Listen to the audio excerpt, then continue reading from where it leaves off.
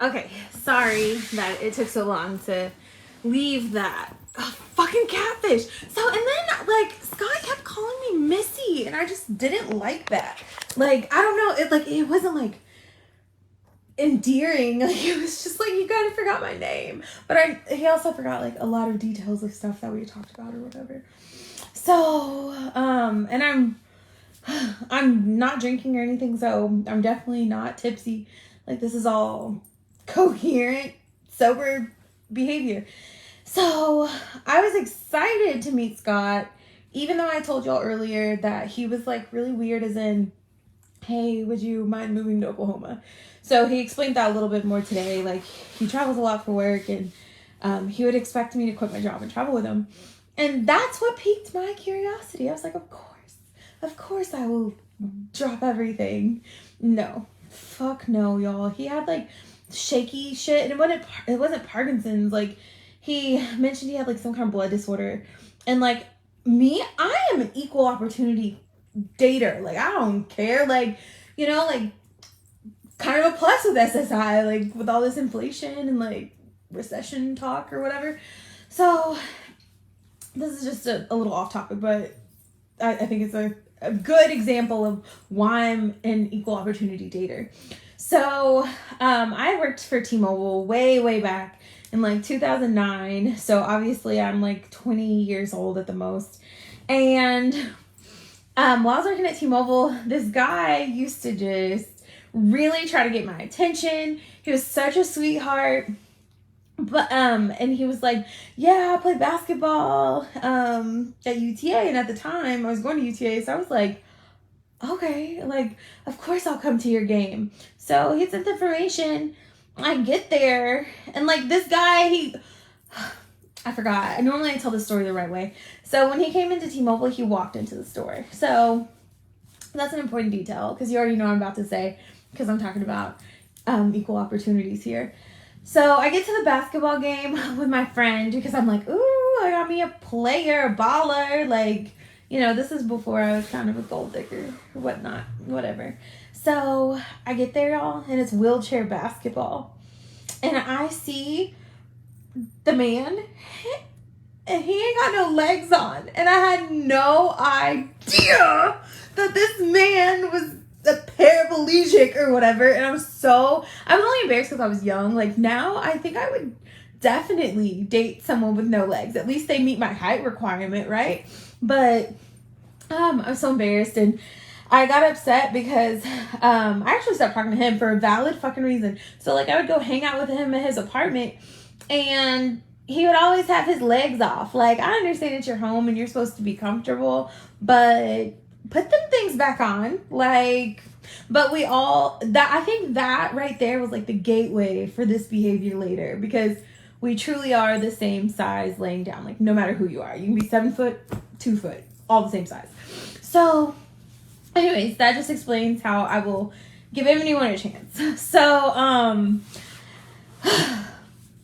the reason that I'm not stalking Sarah right now is because on my way home I went by and no one was there yet. So I'm thinking he's at the sister's house. Or what if there is no sister's house? What if Sarah was on the way home to her own house? So he's an Androider, so I'm gonna duo him in a little bit and see if he answers or not. But he's not a consistent phone person. He's one of those people that are like, will leave his phone out of the room intentionally, or he'll go to the store with no phone. He'll leave his phone at home. And so I don't know how that's gonna work out, but I am so excited because I'm not gonna let that man, like, this is forever. And I truly feel like that. And then I was telling y'all, like, I got one of my favorite flames back. Like, during the pandemic, I've met some really good, like, quality men that just aren't for me. Like, I, like, seriously will talk to them. I'll be like, man, you'd be so good for my friend. And it's just too late at that point, because they think I'm crazy, so they just assume my friends are crazy. But that validates my point that you are who your friends are. If you hanging around with a man that just got too many cheating friends, sis, don't ever go through his phone, because he is cheating. Like, you are who your friends are. Like, my friends, it might not look like it because they're, like, super, like, reserved and delicate. These bitches are batshit crazy. Like, if I can only tell you how crazy my friends are, then I'm the same one. I'm the good one. I actually am kind of the sainty one out of like my friend group. And so, bitches just be wild. And like, I'm more upset with the guy that I thought was my boyfriend because I gave up a guy that really could have been my boyfriend, but I wasn't fucking with him because he was so broke. And that just pissed me off. Like, he was so broke, he asked me, he was like, you don't happen to have any change, do you? And I was like, change? Like spare change? He was asking me for $5 of gas money. And I was like, okay, first of all, you can fill up your tank, but then I also blocked him while he's filling up his tank. But I'm not blocking people anymore. I'm deleting their numbers. My therapist said that my block list is actually like bad behavior, because what happens is when I get bored, I go to my block list and I invite them back. Like, I've learned nothing from it. But I feel like I get a different version of these people every time, or maybe they're just getting a different version of me, because what really, you know? But I don't know. I'm like, kind of defeated, but I have like a really busy weekend ahead, like for Memorial Day. And I'm just like, what's a girl to do? I don't know what to do, but I know that I'm gonna have fun doing it, because these hoes ain't loyal. And I mean that. And if the guy that I think is my boyfriend is like with Sarah right now, I'm not gonna say shit. I am gonna take him for everything he has. And I'm not gonna feel bad about it. Oh, and I would tell y'all another story, but that person is probably watching this live right now. And so my granny really got me fucked up, y'all. So she recently, like, when she would flush her toilet, dirt, like actual dirt from outside would come up in her bathtub. So she lives in an older house, like whatever. She had just recently gotten her plumbing fixed, but they were like, oh, that's not covered, whatever. So she, of all people, mind you, my grandma and I share social medias. She does not have her own Instagram or Facebook, and my granny uses my Instagram, my Facebook. So I don't know why, how, who. She actually text messages an ex of mine that I do not fuck with. Like, okay, so he had a surgery, and it's like a knee, something wrong with his knee or something. And I was like, hey, you know, do you need anything? Do you whatever? And he was like, no. And he was like, well, I'm about to go to an appointment. I was like, you can't drive. And he was like, yeah, my mom's taking me. I was like, well, I can take you, I don't mind. And he was like, no. And so I was like, okay, well, just call me when you get home. I'll come over. And so he was like, well, my mom's going to be here. This is a man that is in his 40s telling me this. So I was like, okay. And I said something about being a mama's boy. I don't know what it was. And he called my baby a nappy-headed bastard.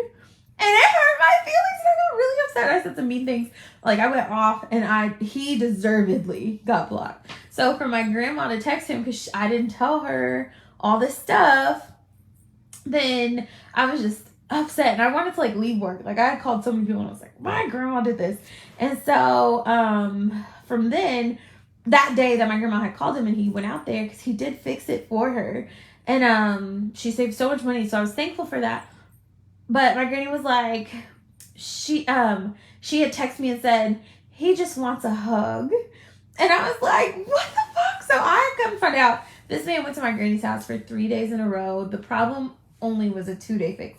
He went over there again because he had brought her some lunch.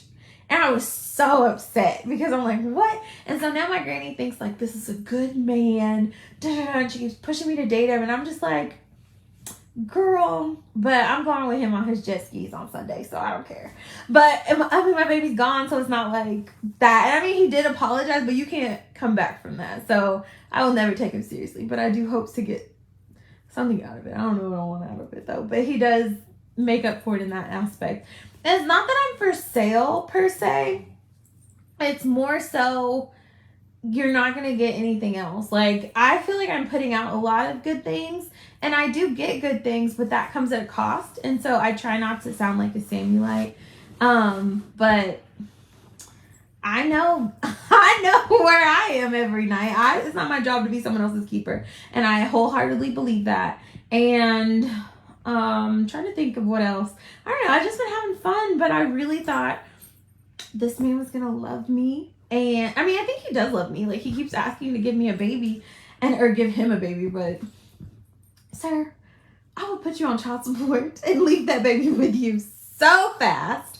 So, I don't know. Just if anyone out there is dating again, you need to remember, get everything up front. Like, trust nothing next day. Like, you don't even have to be woe is me. Like, literally, I will send links and it gets mailed to me. Like, I just got this beautiful Cowpack bag because I told him I want to take a trip and he told me where did I want to go. And I was like, I need this. So that works. I had another guy pissed me off. Like, I wish my iPad was in here so I could show you all these messages. So we went on a great date. He actually owns his own like transport company, not like driving trucks. He has contracts or something. But anyways, so we had a good date. This guy is like an intellectual, like everything. Check. He looks great. Like all these things. So that was on a Wednesday after work. Thursday, talking on the phone, FaceTiming. Like literally he's playing the game and I'm talking. And just whatever. The weekend gets here, he fucking disappeared. Okay. I've called 3 times. I text 3 times. That's like, I'm not going to do the most. So I was like, oh, real, whatever. So Monday afternoon comes and he was like, hey, what are you doing? I was like, excuse the fuck out of me. Like, I'm ready to be an angry black woman, y'all. No. He was like, oh, what are you doing? Let me take you out. So, I mean, I went out, but that's nothing. I really thought that was going to be the replacement, but I don't know. I'm probably going to just move in with the man that's with Sarah right now and just see what happens because got nothing else to do. But in the meantime, I have committed to going on anyone that asks me on a date on Match. I'm going to go just see what they're talking about because there are men that are trying to date you. They just don't know how to be good men. So we'll see how it works out. In the meantime, I got what I got. Like, I have a guy that loves me. He just loves other people too. And don't tell me to know my worth because I know exactly how much that costs. There's a price on it. So that's all I got. I will make this make more sense when I'm not late, but I did get the fuck catfish. Somebody said, no, it's the lighting. I think he said that. No, he was like deflated. Like his tummy was like kind of gutty. It wasn't like, it was just not the one from the picture. And I know the picture like wasn't like, oh my God, he's a 10.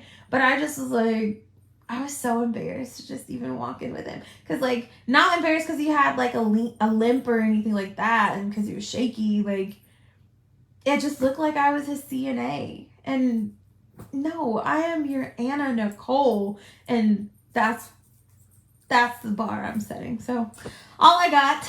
We'll see what happens tomorrow or if I answer my phone later since I'm not asleep yet. But